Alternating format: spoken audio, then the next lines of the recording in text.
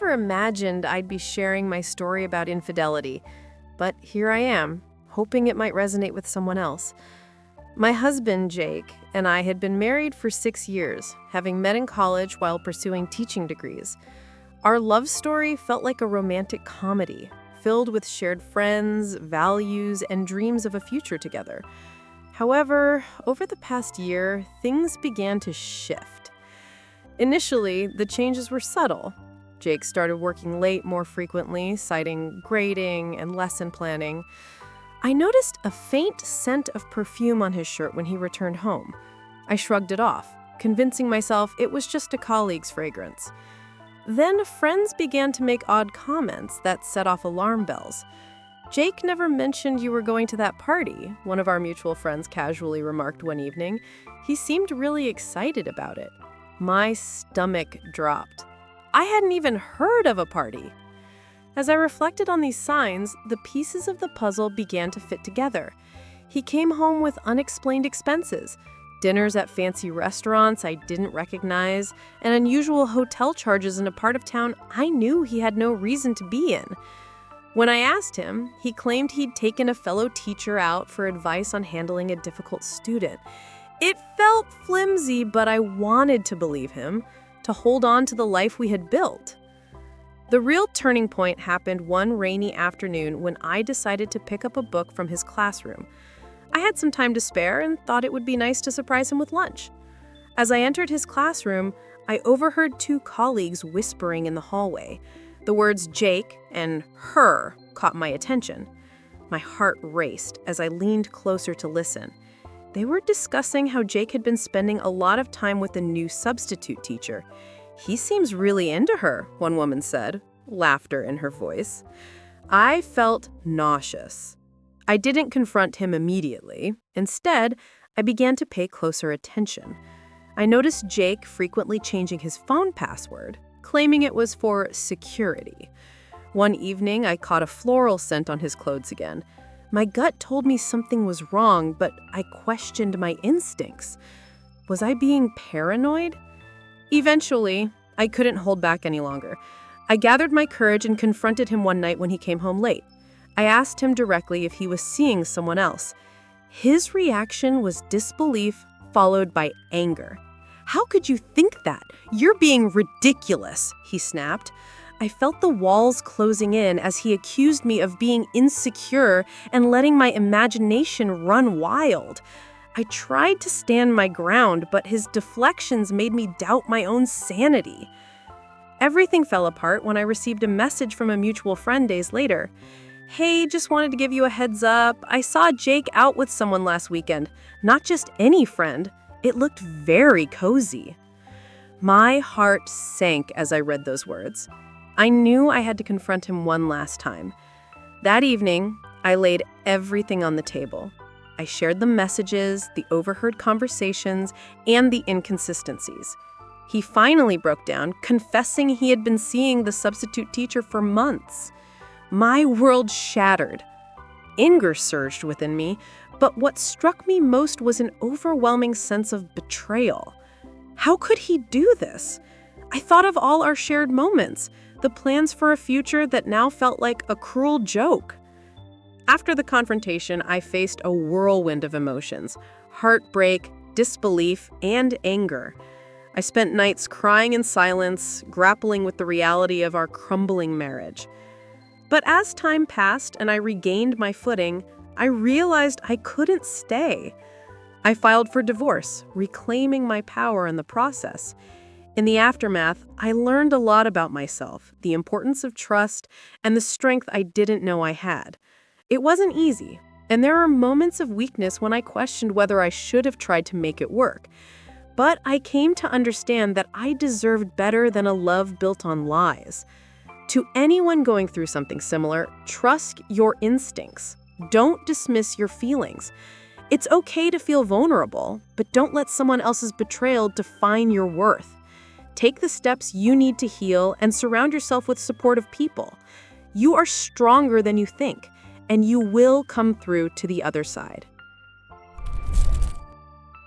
My life shattered in an instant when I discovered that the man I loved was living a double life. We'd been married for 7 years, and I believed we had a strong bond built on trust, though the signs were there if I had chosen to see them. It began with small things. A newfound interest in late-night gym sessions, extra meetings at work he never mentioned, and an unusual shift in his schedule. I dismissed them as typical midlife changes, thinking it was just stress or a need to stay fit. Last month, at a work event, I encountered one of his colleagues, Sarah. She approached me with a warm smile and an odd glint in her eye, mentioning how well my husband was doing at the office. I felt a flicker of pride until she casually mentioned a weekend trip they had taken with coworkers. A weekend trip? I had never heard of this. When I asked him later, he brushed it off as a simple day trip to a local retreat, a team-building exercise.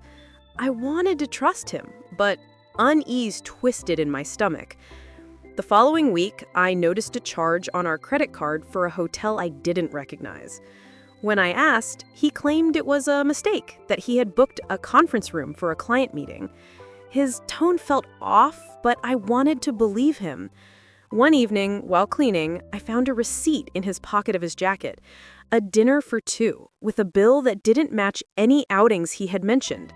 My heart raced as I tried to rationalize it. Maybe it was a work dinner, but deep down, doubt grew louder. The final straw came one night during dinner when he answered a call from an unknown number. His demeanor changed instantly. He became distant and spoke in hushed tones. I caught snippets of his conversation, enough to hear a woman's name and a soft laugh that sent chills down my spine. Once he hung up, I confronted him. Instead of honesty, he offered excuses, but I could feel the lies entwined in his words. When I confronted him about Sarah and the hotel receipt, he exploded in defensive rage, blaming me for not trusting him and claiming I was paranoid. His manipulative tactics twisted my emotions, making me doubt my sanity. I felt trapped in a whirlwind of anger and heartbreak, wondering how I could have been so blind. My heart ached not just from betrayal, but from losing the life I thought we had built. After days filled with sleepless nights and tears, I made the painful decision to separate. I told him I needed space to think. He begged me to reconsider, promised to change, and insisted nothing was going on, but his words felt hollow. I needed distance to clear my head. Over the next few weeks, I sought therapy to piece together my shattered heart. I found support in friends who reminded me of my worth. I spent countless nights writing in a journal, pouring out my emotions. The more I reflected, the more I realized I deserved respect and trust, none of which my husband had offered. In the end, I filed for divorce. The weight of that decision was heavy, but liberating. Standing up for myself felt like reclaiming my voice, something I had lost in the chaos of our marriage. I moved into a small apartment with my dog, and each day was a step toward healing. To anyone reading this who might find themselves in a similar situation, trust your instincts. Those little signs and feelings are often more significant than we want to believe. Don't let love blind you to betrayal. It's okay to seek help and take time to understand your emotions. Life is too precious to spend it with someone who doesn't cherish you. My journey is far from over, but I'm excited to rediscover who I am without the weight of someone else's deceit dragging me down. I never thought I'd be the woman who discovered her husband was cheating through an innocent remark at a birthday party. But here we are. My husband, Jake, and I had what I believed was a solid marriage. We were together for 8 years, shared a comfortable home in a suburban neighborhood, and had 2 beautiful kids. Sure, there were ups and downs, but I thought we were stable. Then came subtle shifts I chose to ignore. His late nights at work, the new cologne that smelled nothing like his usual scent, and how he started putting his phone face down whenever I entered the room. It all seemed innocent until the night of my friend Claire's birthday party. As I stood with a glass of wine, chatting about life, I overheard Claire and another friend, Lisa, discussing a guy. Suddenly, Claire said, "I can't believe Jake is still seeing her after all this time." My heart dropped. She must have meant another Jake, right? But when I pressed her later, she looked uncomfortable and said, "You should ask him about it." That sent me into a spiral. I couldn't shake the feeling that something was off. A few days later, I noticed an unfamiliar charge on our credit card statement for a trendy restaurant downtown. Jake had said he was working late that night. Why would he be dining out? When I confronted him, he sidestepped the question, claiming it was a business meeting.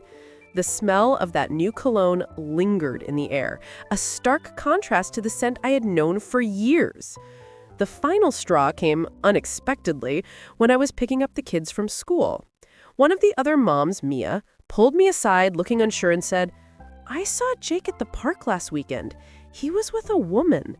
They looked close."